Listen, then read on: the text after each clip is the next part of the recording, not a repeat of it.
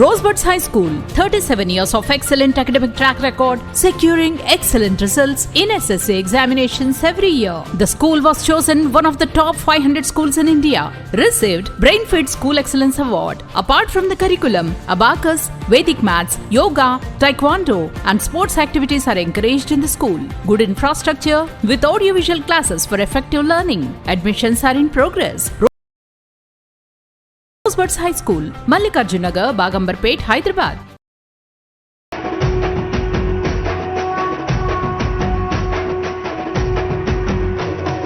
మూడు రంగుల జెండా పట్టి సింగమోలే కదిలే నాడు ఒక్కరో కాంగ్రెస్ సూర్యుడు మన రాహుల్ గాంధీ నిగదీసి అడిగే మునగాడు వీడు భూమిన వానైతాడు బీద సాదల ధైర్యం వీడు దోపిడి దొంగల భరతం పడతాడు మన రాహుల్ గాంధీ దేశం బంగారు పోతే అవుతాడు ఇందిరమ్మ సంక్షేమాలు సోనియమ్మ చేసిన మేలు స్వాతంత్రం తెచ్చిన పార్టీ తెలంగాణ ఇచ్చిన పార్టీ మూడు రంగుల జెండా పట్టి జై కాంగ్రెస్ గట్టిగా ఢిల్లీకి వినిపించాలి, మోడీ గుండెలు ఎదరాలి. జై కాంగ్రెస్. ధన్యవాదాలు మిత్రులారా. సామాజిక న్యాయ సమరభేరి కాంగ్రెస్ పార్టీ ప్రాణ సమానులైన గ్రామ కమిటీ అధ్యక్షులు, క్రియాశీలక కార్యకర్తల సమావేశానికి అధ్యక్షత వహించిన మిత్రులు, పిసిసి అధ్యక్షులు మహేష్ కుమార్ గౌడ్ గారు, ఈ కార్యక్రమానికి ముఖ్య అతిథులుగా విచ్చేసిన పెద్దలు, ఏఐసిసి అధ్యక్షులు, 55 సంవత్సరాల సుదీర్ఘ రాజకీయ అనుభవం కలిగిన దురంధరుడు, బ్లాక్ కాంగ్రెస్ ప్రెసిడెంట్ నుంచి ఏఐసిసి అధ్యక్షుడిగా అన్ని బాధ్యతలను నిర్వహించి ఈనాడు మనకు దశ దిశ నిర్దేశం అందించడానికి విచ్చేసిన పెద్దలు శ్రీ మల్లికార్జున్ ఖర్గే గారు, ఎన్ఎస్వై నుంచి నేటి వరకు ఓటమి ఎరగకుండా కాంగ్రెస్ పార్టీ క్రియాశీలక రాజకీయాలలో రాటుదేలి కేరళ నుంచి ఈరోజు ఢిల్లీ స్థాయిలో ప్రధాన కార్యదర్శి ఆర్గనైజేషన్ బాధ్యత తీసుకొని వివిధ రాష్ట్రాలలో కాంగ్రెస్ పార్టీని సమన్వయం చేస్తూ సమస్యలను పరిష్కరిస్తూ ఈరోజు మనకు అండగా నిలబడడానికి విచ్చేసిన పిఏసి చైర్పర్సన్ కేసీ వేణుగోపాల్ గారికి, ఉప ముఖ్యమంత్రి వర్యులు మిత్రులు బట్టి విక్రమార్క గారికి, వేదికను అలంకరించిన సహచర మంత్రివర్గ సభ్యులు, పార్లమెంట్ సభ్యులు, శాసన మండలి సభ్యులు, శాసన సభ్యులు, వివిధ కార్పొరేషన్ల చైర్మన్లు,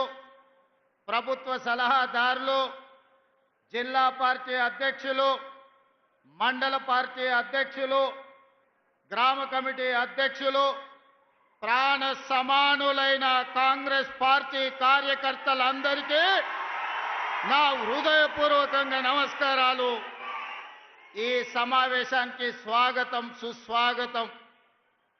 మిత్రులారా, మీకందరికీ తెలుసు, తెలంగాణలో మాకు తిరుగులేదని అహంకారంతో రంకెలేస్తూ విర్రవీగుతున్న సమయంలో కల్వకుంట్ల గడిని బద్దలు కొట్టి 3 రంగుల జెండా చేతబూని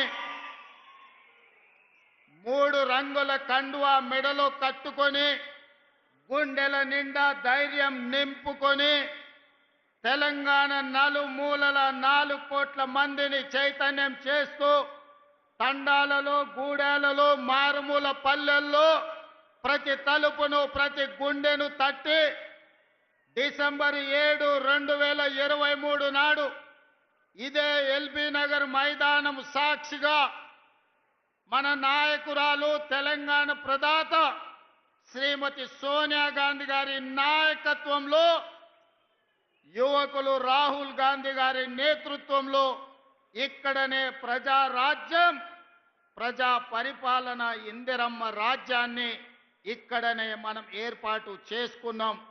ఆనాడు మొదలుపెట్టిన మన నడక ఈనాడు తెలంగాణలో నలుమూలల్లో రైతుల విషయంలో కావచ్చు, మహిళలు కావచ్చు, విద్యార్థులు కావచ్చు, నిరుద్యోగ యువకులు కావచ్చు, ఉద్యమకారులు కావచ్చు, అమరవీరుల కుటుంబాలు కావచ్చు, తెలంగాణలో ప్రతి ఒక్కరిని తడుతూ ప్రతి గుండెకు చేరుతూ ఈరోజు ప్రజా పరిపాలనను అందిస్తూ ఈ సమావేశాన్ని ఏర్పాటు చేసుకున్నాం. మిత్రులారా, ఈ 18 నెలల్లో ప్రభుత్వం ఏర్పడినాడు ఎంతకాలం ఉంటుంది ఇది 3 నాళ్ళ ముచ్చటనే అన్నవాళ్ళు ఉన్నారు.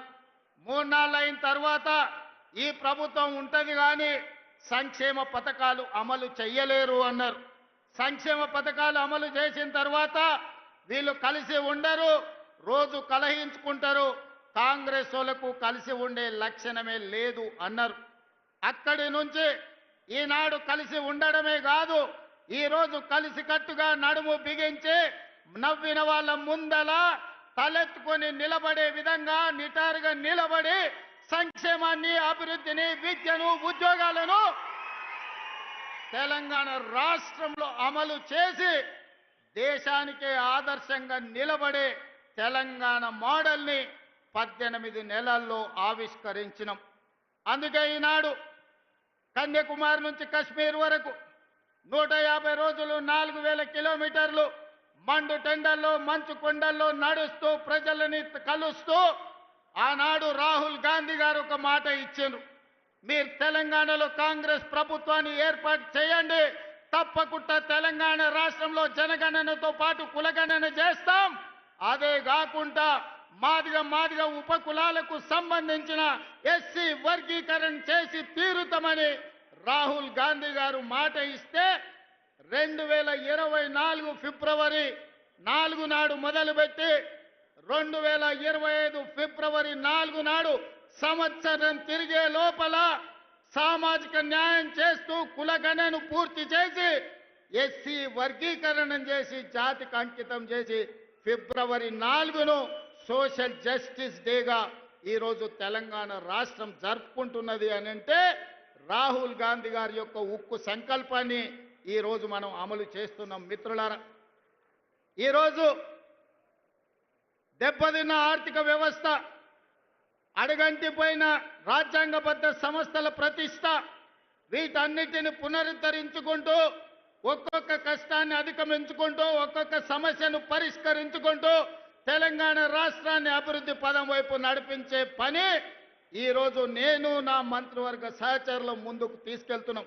కష్టాలు వచ్చినాయి, ఒడిదుడుకులు వచ్చినాయి, అయినా నిటారుగా నిలబడి తట్టుకొని వాటన్నిటిని అధిగమించుకుంటూ ముందుకు వెళ్తున్నాం. ఇవాళ మిత్రులారా, తెలంగాణ సమాజంలో 70% రైతాంగం, 70% రైతాంగం కోసం ఈ 18 నెలల్లో రైతు భరోసా కావచ్చు, రైతు బీమా కావచ్చు, లేకపోతే గిట్టుబాటు ధర కావచ్చు, రైతు రుణమాఫీ కావచ్చు, ఈ రోజు రైతులకు సంబంధించిన సంక్షేమ పథకాలలో సన్న వడ్లకు 500 రూపాయల బోనస్ కావచ్చు, 18 నెలల్లో ఈ దేశంకే ఆదర్శంగా నిలబడే విధంగా రైతాంగానికి 1,04,000 కోట్ల రూపాయలు ఖర్చు పెట్టి ఈ దేశంలో రైతులను ఆత్మగౌరవంతో నిలబడే విధంగా 25,55,964 మంది రైతులకు 21,000 కోట్ల రూపాయల రైతు రుణమాఫీ చేసి రైతులకు అప్పు రుణ విముక్తిని చేసిన పార్టీ ప్రభుత్వం కాంగ్రెస్ పార్టీ, తెలంగాణ ప్రభుత్వం అని ఈ వేదిక మీద నుంచి నేను గర్వంగా చెప్పదలుచుకున్న. మిత్రులారా, ఆనాడు మీకందరికీ తెలుసు, తెలంగాణ రాష్ట్రంలో రైతులు వరి వేస్తే వరి కొనుగోలు చేయక ఐకేపీ కేంద్రాలను మూతవేసి ఆనాటి ముఖ్యమంత్రి ఒక మాట అన్నాడు, ఎవరైనా రైతు వరి వేసుకుంటే మీరు ఉరి వేసుకున్నట్టే, నాకు సంబంధం లేదు, రాష్ట్ర ప్రభుత్వం వరి కొనుగోలు చెయ్యదు అని ఆనాటి ముఖ్యమంత్రి గారు చెప్పారు. కానీ ఇందిరమ్మ రాజ్యంలో ప్రజాపాలనలో మనం ప్రభుత్వం వచ్చిన వెంబడే చెప్పినాం, మీరు ఎంతైనా వరి పండించండి, చివరి గింజ వరకు కొంటాం, చివరి గింజ వరకు కొనడమే కాదు 500 రూపాయల బోనస్ ఇస్తామని ఆ ఎల్ల మాట ఇచ్చినాం. 2024-25 సంవత్సరంలో భారతదేశంలోనే అత్యధికంగా వరి పండించినాం. ఎంతయ్యా అంటే 2,80,00,000 మెట్రిక్ టన్నుల వరి ధాన్యాన్ని ఉత్పత్తి చేసి ఈ దేశానికి ఆదర్శంగా నెంబర్ 1 స్థానంలో నిలబడ్డ రాష్ట్రం తెలంగాణ రాష్ట్రం. ప్రతి గింజ మన ప్రభుత్వం ప్రజా పాలనలో కొనుగోలు చేసిందని ఈరోజు నేను గర్వంగా చెప్తున్న మిత్రులారా. అందుకే ఈనాడు రైతాంగం మొన్న జరిగిన మీరు చూసిండ్రు రైతు భరోసా కార్యక్రమం. అందరూ అనుకున్నారు గోతికాడి నక్కలాకి ఎదురు చూసిండ్రు. ఒంటె పెదాలకు నక్క ఎదురు చూసినట్టు రైతు భరోసాలో ఈ ప్రభుత్వం విఫలం చెందుతుందని ఆలోచన చేసిండ్రు. నేను చెప్పిన 9,000 కోట్ల రూపాయలు 9 రోజుల్లో రైతుల ఖాతాలో వేస్తామని చెప్పి 70 లక్షల మంది రైతులకు 9 రోజుల్లో 9,000 కోట్ల రూపాయలు వేసి రైతు ప్రభుత్వం, ఈ ప్రభుత్వంలో రైతును రాజును చేస్తాం. మా ఉద్దేశం, మా లక్ష్యం వ్యవసాయం దండుగ కాదు, వ్యవసాయం పండుగ చేస్తామని చెప్పినాం. చేసి చూపించి ఆ ఘన విజయాన్ని సాధించి ఇవాళ రైతులు తలెత్తుకునే విధంగా ఇది రైతు రాజ్యం అంటే ఇట్లా ఉండాలి. 24 గంటల ఉచిత కరెంటు ఇవ్వాలి, రైతులు పండించిన పంట కొనాలి, రైతులకు రుణమాఫీ చెయ్యాలి, రైతులకు రైతు భరోసా ఇవ్వాలి అని ఈరోజు ఈ ప్రజా పాలనలో ఇందిరమ్మ రాజ్యంలో మనం అమలు చేసిన మిత్రులారా. ఇవాళ ఎవరైనా సరే నేను సవాలు విసురుతున్నా, అది ఢిల్లీలో ఉండే మోడీ అయినా సరే, గల్లీలో ఉండే కేడీ అయినా సరే, చర్చ పెడతాం. పార్లమెంటులోనా అసెంబ్లీలోనా రైతు రాజ్యం ఎవరు తెచ్చిండ్రు, రైతులకు అండగా నిలబడ్డది ఎవరో తేల్చుకుందాం. రాండి చర్చలకు. కేసీఆర్ వస్తాడో, కేటీఆర్ వస్తాడో, కిషన్ రెడ్డి వస్తాడో, నరేంద్ర మోడీ వస్తాడో, కాంగ్రెస్ పార్టీ కార్యకర్తలను తీసుకొని నేను వస్తా అని సూటిగా సవాలు విసురుతున్న మిత్రులారా, మీకందరికీ తెలుసు మహిళలు కాంగ్రెస్ పార్టీ ఈ దేశానికి రాష్ట్రపతిని మహిళను చేసింది. కాంగ్రెస్ పార్టీ ఈ దేశానికి ప్రధానమంత్రిని మహిళను చేసింది. ఆ ఉక్కు మహిళ శ్రీమతి ఇందిరాగాంధీ ఈ దేశంలో సీలింగ్ చట్టాన్ని తీసుకొచ్చి వేలాది ఎకరాలు, లక్షలాది ఎకరాల భూములను దొరల గడిలలో మూలుగుతుంటే ఆ భూములను గుంజుకొని దళితుల, గిరిజనులకు పంచిపెట్టింది. ఇల్లు లేని వాళ్ళకు ఇందిరమ్మ ఇల్లు ఇచ్చింది, కట్టుకోవడానికి పట్టా లేని వాళ్ళకు ఇంటి పట్టానిచ్చింది. దున్నుకునే వాడికి భూమి లేకపోతే దున్నేవాడికి భూమి అని గ్రామాలలో 25 లక్షల ఎకరాల భూమి ఇవాళ ఇందిరమ్మ ఇచ్చింది. ఆదివాసీలకు 10 లక్షల ఎకరాల పోడు భూముల పట్టాలు ఇచ్చింది ఇందిరమ్మ ప్రభుత్వం. ఇవాళ పేదవాడు సొంత ఇల్లు ఉన్నా, సొంత ఇంటి స్థలం ఉన్నా దున్నుకోవడానికి భూమి ఉంది అంటే అది ఇందిరమ్మ ఇచ్చిన భూమి, ఇందిరమ్మ ఇచ్చిన ఇల్లు పట్ట, ఇందిరమ్మ ఇచ్చిన ఇల్లు అని చెప్పి నేను ఈ సందర్భంగా తెలియజేయదలుచుకున్న మిత్రులారా. ఇవాళ మీరు ఆలోచన చేయండి. ఇందిరమ్మ ఆనాడు తెచ్చిన సంక్షేమము, అభివృద్ధి ఈరోజు పేదవాళ్ళ జీవితాల్లో వెలుగులను నింపింది. అందుకే ఈరోజు ఏ సంక్షేమ పథకానికైనా ఇందిరమ్మ పేరు మనం పెడుతున్నాం. హైదరాబాదు నగరంలో పేదవాళ్లకు 5 రూపాయల భోజనం పెట్టాలని, పేదవాళ్లకు, కూలి పోయే వాళ్లకు పొద్దున్నే టిఫిన్ చెయ్యడానికి క్యాంటీన్లు పెట్టి ఇందిరమ్మ పేరు పెడితే ఈ తలమాచిన దద్దమ్మలు, సోయిలేనోళ్ళు ఇందిరమ్మ పేరు పెడతారా అని ధర్నా చేసిరు. ఒక్కనొక్కని బట్టలు ఇప్పదీసి కొడితే తప్ప ఇందిరమ్మ గొప్పతనం వాళ్ళకు అర్థం కాదు అని చెప్పి నేను ఈ సందర్భంగా తెలియజేస్తున్న మిత్రులారా. ఇవాళ మహిళలకు ఆర్టీసీలో ఉచిత ప్రయాణం దాదాపుగా 6,000 కోట్ల రూపాయలతోని ఆడబిడ్డలకు ఆర్టీసీలో ఉచిత ప్రయాణం ఇచ్చినాం.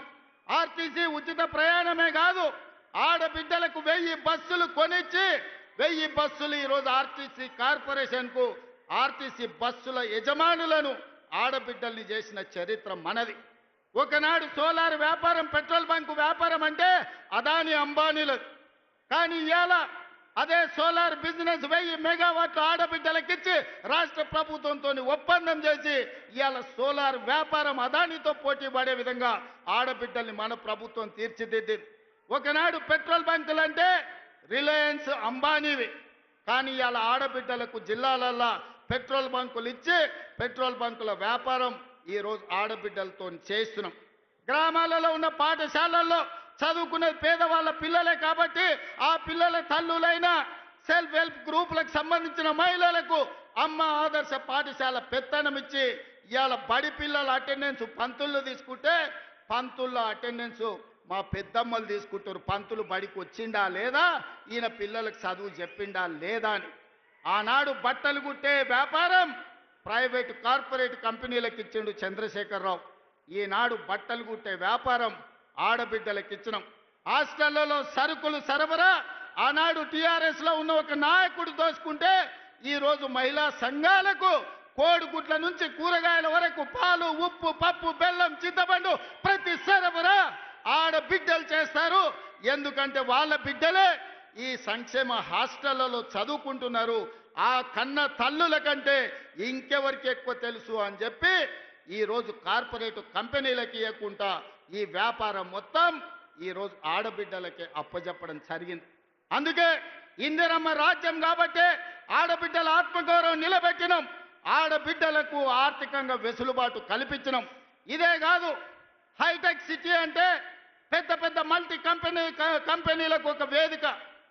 ఇన్ఫోసిస్, విప్రో, మైక్రోసాఫ్ట్ లాంటి కంపెనీలు ఎక్కడైతే ఉన్నాయో అక్కడనే 3.5 ఎకరాలు 100 కోట్ల రూపాయల ఆస్తిని ఆడబిడ్డలకిచ్చి ఇందిరా సహాయ కేంద్రాలుగా వాళ్ళు ఆడబిడ్డలు చేసే ఉత్పత్తి వస్తువులను హైటెక్ సిటీ పక్కన ప్రదర్శించే విధంగా అంతర్జాతీయ వ్యాపారంలో పోటీ పడే విధంగా ఇవాళ ఆడబిడ్డల్ని తీర్చిదిద్ది ప్రపంచంతోనే ఆడబిడ్డల్ని పోటీ పడే విధంగా ఇవాళ మనం తీర్చిదిద్దినాం. ఇదే కాదు, ఈనాడు 67 లక్షల మహిళలు ఈరోజు స్వయం సహాయక సంఘాలలో ఉన్నారు.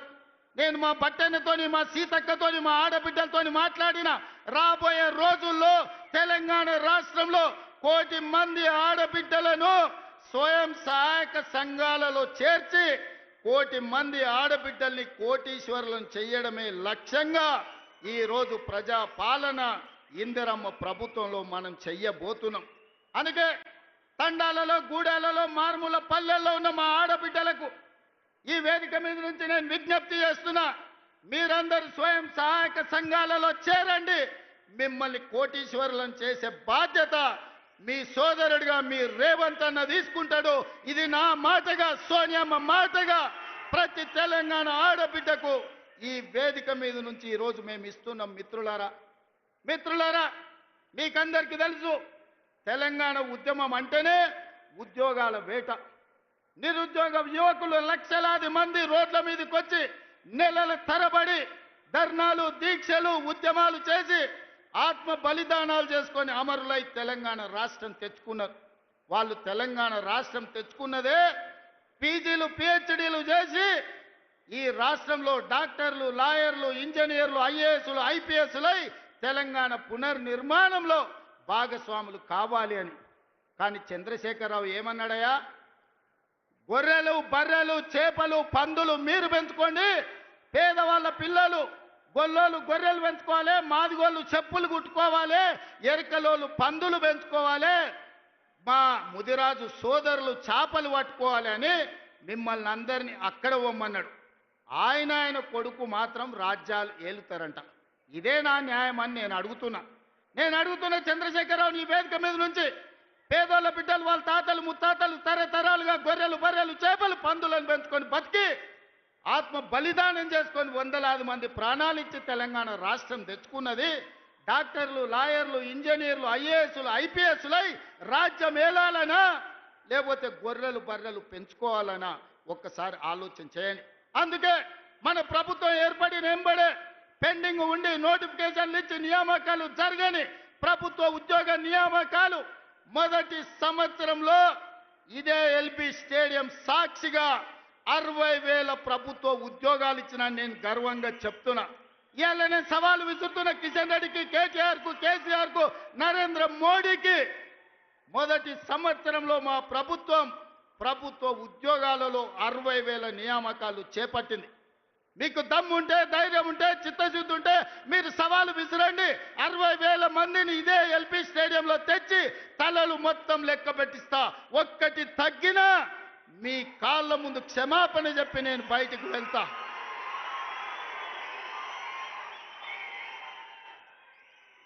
ఇది మా లెక్క, ఇది మా నిజాయితీ.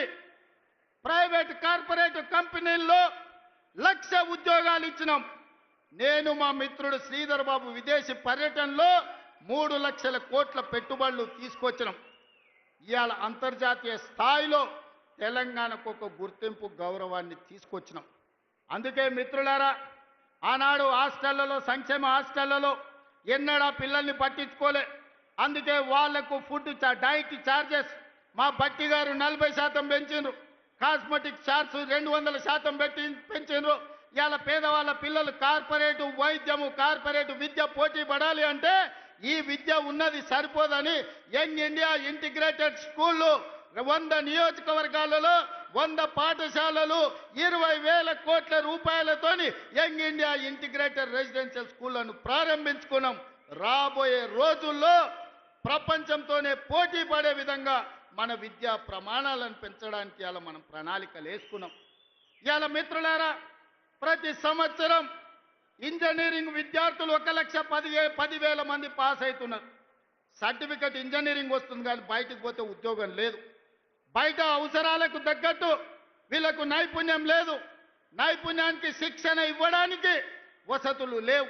అందుకే ఆలోచన చేసి రాష్ట్ర ప్రభుత్వంలో యంగ్ ఇండియా స్కిల్స్ యూనివర్సిటీని ప్రారంభించి వేలాది మంది పేద పిల్లలకు స్కిల్స్ నేర్పించి తద్వారా ఉద్యోగ ఉపాధి అవకాశాలు కల్పించడానికి ఈరోజు మన ప్రభుత్వం పనిచేస్తుంది.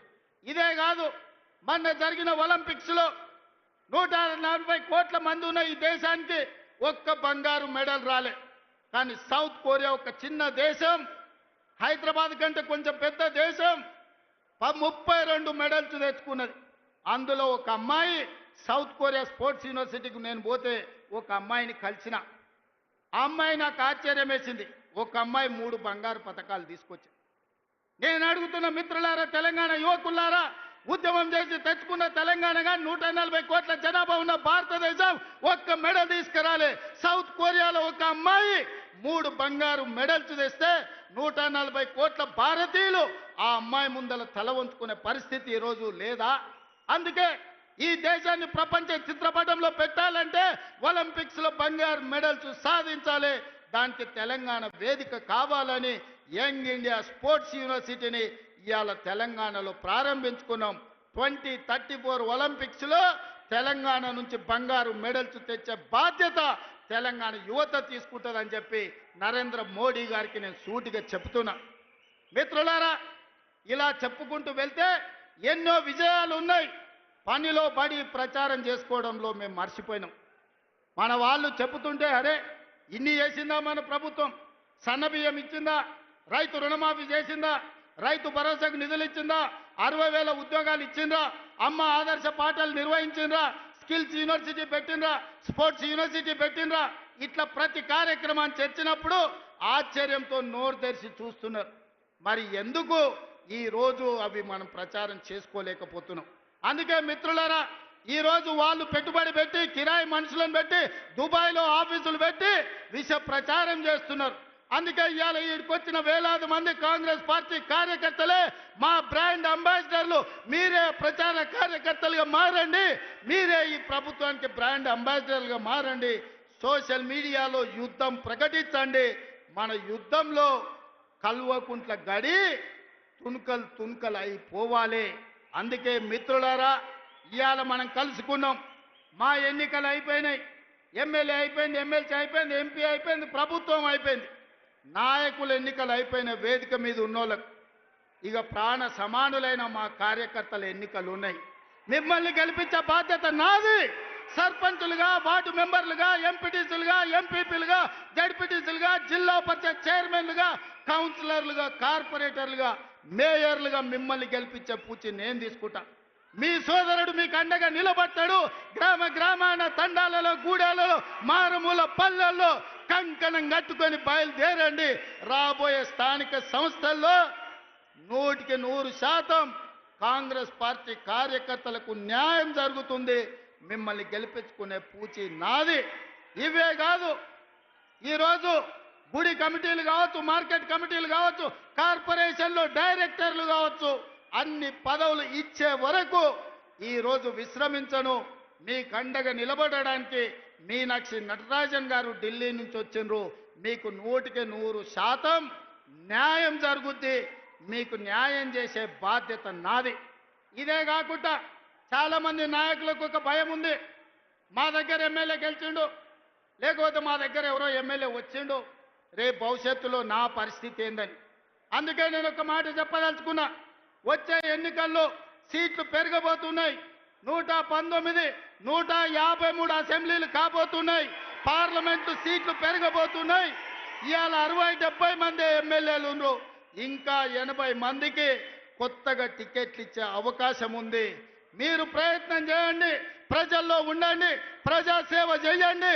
మీకు టికెట్లు ఇచ్చి గెలిపించుకునే బాధ్యత, మిమ్మల్ని ఎమ్మెల్యేలను మంత్రులు చేసే బాధ్యత కాంగ్రెస్ పార్టీ, మల్లికార్జున్ ఖర్గే, రాహుల్ గాంధీ గారు తీసుకుంటారని నేను ఈ సందర్భంగా తెలియజేస్తున్నా. రాబోయే రోజుల్లో మా ఆడబిడ్డలకి ఇక్కడ కూర్చున్న మా మహిళలకు చెప్తున్నా, మహిళా రిజర్వేషన్ రాబోతుంది. 51 మంది కనీసం ఆడబిడ్డలు ఎమ్మెల్యేలు కాబోతున్నారు. 60 మంది దాకా ఆడబిడ్డలు అసెంబ్లీలో ఉండబోతున్నారు. 5-6 మంది కనీసం మంత్రివర్గంలో మంత్రులు కాబోతున్నారు. అందుకే సోదరులారా, యువకులకు నేను మాట ఇవ్వదలుచుకున్నా. మీరు కొట్లాడండి, ప్రజల్లో ఉండండి. మీరు అడగాల్సిన పని లేదు, మీరు ఢిల్లీకి వెళ్ళాల్సిన అవసరం లేదు. మీ టికెట్ మీ ఊరికి, మీ ఇంటికి తెచ్చిచ్చి, మీ దోవ ఖర్చులు ఇచ్చి మిమ్మల్ని గెలిపించుకునే బాధ్యత కాంగ్రెస్ పార్టీ తీసుకుంటుంది. ప్రజల్లో ఉండే ఆడబిడ్డలకు టికెట్లు ఇచ్చి మహిళా నాయకత్వాన్ని పెంపొందించే బాధ్యత కాంగ్రెస్ పార్టీ తీసుకుంటుంది. ఖర్గే जी, इस मंच से मैं आपको एक भरोसा, एक वादा करना चाहता हूं. आज गांव-गांव से, आदिवासी जिलों से हमारे भाई बहन लोग इधर आ गए. वो विलेज का ग्राम अध्यक्ष है, मंडल अध्यक्ष है, जिला के अध्यक्ष है. इन सब लोगों के दिल मैं देखा, इन लोगों का दिल का धड़कन मैं समझता हूं. इन लोगों के तरफ से आपको मैं वादा करना चाहता हूं, आने वाले चुनाव में 15 parliament seat, 100 assembly seat Telangana में जिताएंगे. दिल्ली को हम 15 पार्लियामेंट एमपी को बना भेज देंगे. 100 एमएलए को जिता के यही दोबारा हम सरकार बनाएंगे. आपके जिम्मेदारी सोनिया जी को, राहुल गांधी जी को, प्रियंका जी को, केसी वेणुगोपाल जी को आप यहां पर लेकर आना. सरकार जिताने का जिम्मेदारी हमारे भाइयों का. हमारा 100 एमएलए से एक भी कम पड़ा मुझे पूछना. 100 से एक भी कम नहीं होने दूंगा, ये मेरा वादा है. पिछले बार मैं वादा किया, वरन रंगारेड्डी जिले में राजीव गांधी चौरस्ता में आपको वादा किया था सरकार बनाने का. सितंबर 17, 2023 उस दिन सोनिया जी को, आपको, हमारे कार्यकर्ता, हमारे भाई लोग आपको वादा किया 2023 दिसंबर में कांग्रेस सरकार बनाने का. आज 3 साल पहले हम लोग आपको वादा कर रहे हैं, हमारे वादा को सोनिया जी को पहुंचा दो. आने वाले चुनाव में 100 एमएलए को जिताएंगे, सरकार बनाएंगे. 15 पार्लियामेंट मेंबर्स को हम दिल्ली भेज देंगे. आप दिल्ली में सरकार बनाओ, हमारे तरफ से हम लोग मेहनत करेंगे. ये हमारे वादा है. सही है ना? तैयार है? तैयार है? तैयार है? तैयार है? तैयार है? तैयार है? आप लोग तैयार है? पीछे वाले तैयार है? आगे वाले तैयार है? वो पीछे बैठे वाले तैयार है? तैयार जिन्होंने हाथ उठाओ, सब लोग हाथ उठाओ.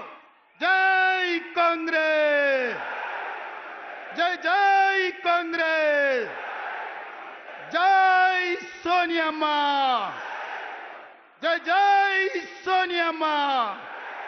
ధన్యవాదాలు మిత్రులారా.